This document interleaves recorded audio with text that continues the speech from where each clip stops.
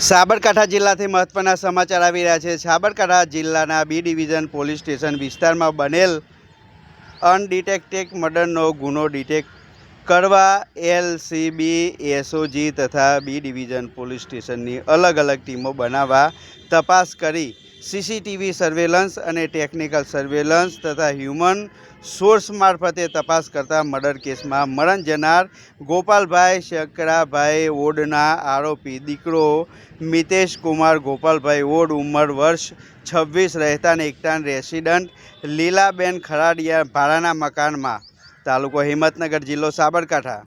Ishwarbhai Shamalbhai odd, ઉંમર વર્ષ 40, રહેતા ભવાની, રેસિડન્ટ કરણભાઈ વંજારાના મકાનમાં ભાડેથી રહેતા હતા। સાબરકાંઠા ડિટેક્ટ કરેલો ગુનો ભારતીય ન્યાય સંહિતા 2023ની કલમ 103, 128 મુજબ છે। વધુ વાત કરવામાં આવે તો સાબરકાંઠા જિલ્લાથી મહત્વના સમાચાર આવી રહ્યા છે। ત્યારે ધાંધા નજીક એક મર્ડરનો ગુનો બનેલો હતો, તેમાં પોતાનો દીકરો જ આરોપી નીકળતા આજે સમગ્ર પંથકમાં ચકચાર મચી છે। ત્યારે સાબરકાંઠા જિલ્લાના બી ડિવિઝન પોલીસ સ્ટેશન વિસ્તારમાં બનેલ અનડિટેક્ટેડ મર્ડરનો ગુનો ડિટેક્ટ કરવા એલસીબી, એસઓજી તથા બી ડિવિઝન પોલીસ સ્ટેશનની અલગ અલગ ટીમો બનાવવામાં આવી હતી અને તપાસ કરવામાં આવી હતી। સીસીટીવી સર્વેલન્સ અને ટેકનિકલ સર્વેલન્સ તથા હ્યુમન સોર્સ મારફતે તપાસ કરતા મર્ડર કેસમાં મરણ જનાર ગોપાલભાઈ શકરાભાઈ ઓડનો દીકરો ખુદ આરોપી નીકળ્યો હતો અને પોતાના પિતાને હત્યા કરી હતી।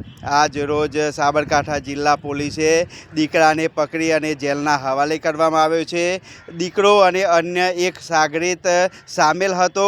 જોકે મિતેશ કુમાર ગોપાલભાઈ ઓડ રહેઠાણ એકડા ડેરી પાસે રહેતો હતો અને ઈશ્વરભાઈ શામળભાઈ ઓડ, ઉંમર વર્ષ 40 હતી। પુત્રએ જ પિતાની હત્યા કરી, પિતાનો હત્યારો દીકરો જ નીકળ્યો છે। ત્યારે હિંમતનગર પંથકમાં ચકચાર મચી છે। હિંમતનગરના ધાંધા નજીકથી આગેડની મળેલી લાશનો ભેદ ઉકેલાયો છે। 55 વર્ષીય ગોપાલભાઈ આગેડની પુત્ર અને ભત્રીજાએ હત્યા કરી હોવાનો એસઓજીએ ભેદ ઉકેલ્યો છે।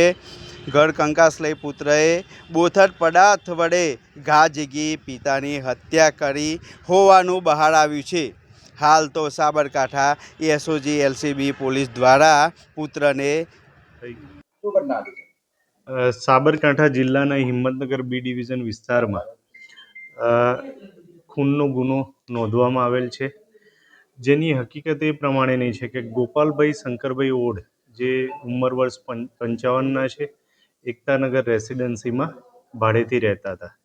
તે 18 તારીખે સવારે 8 વાગે ઘરેથી નીકળે છે પોતાના રૂટીન કામ ઉપર જવા માટે અને રાત્રિના પરત આવતા નથી। એટલે ઘરવાળા રાતનો સમય થયો હોય છે તો શોધખોળ નહીં કરતા, પણ પોલીસને જાણવા મળે છે કે અહીંયા એક ડેડ બોડી પડેલી છે।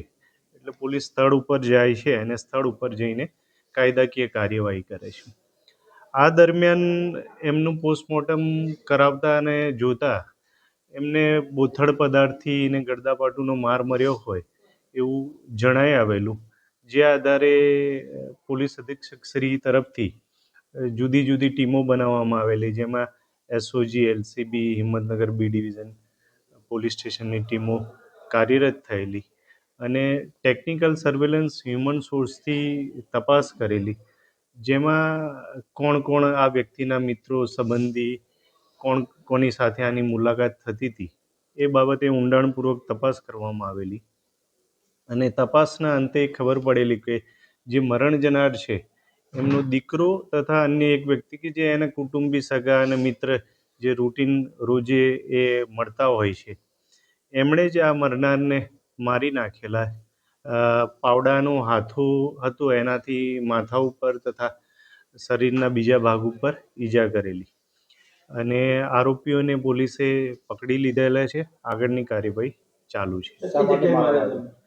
આ બનાવનો જે સ્થળ છે આદર્શ એગ્રો ઇન્ડસ્ટ્રીઝ છે, ધાણધા પાસે, એની બાજુમાં ખુલ્લી જગ્યા છે, ત્યાં આગળ આ બનાવ મારવાનું કારણ એવું છે કે હાલની તપાસના અંતે એવું જાણવા મળ્યું છે કે ગૃહ કંકાસ હતો અને જે દીકરો છે એના ભણતરમાં આ એના પિતાએ જરૂરી મદદ નહીં કરેલી એ કારણ છે અત્યારે હાલ.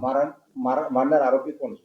મારનાર આરોપીમાં એક છે જે મરણ જનાર છે એમનો દીકરો છે, અને બીજો જે ઈશ્વરભાઈ કરીને છે એ એમના કુટુંબી સગા અને મિત્ર બંને થાય છે એ છે. કેવી રીતે સમગ્ર ઘટના પ્રકાશમાં આવી? એ જ વાત મેં પહેલાં કીધી કે જ્યારે ઘરેથી નીકળ્યા હતા ને પરત નહોતા આવ્યા તો ખુલ્લી જગ્યામાં આ પડેલા મળેલા, જેની જાણ પોલીસને થયેલી, પોલીસે કાર્યવાહી કરેલી. શું ભણે છે દીકરો આરોપી? હા, દીકરો અત્યારે BS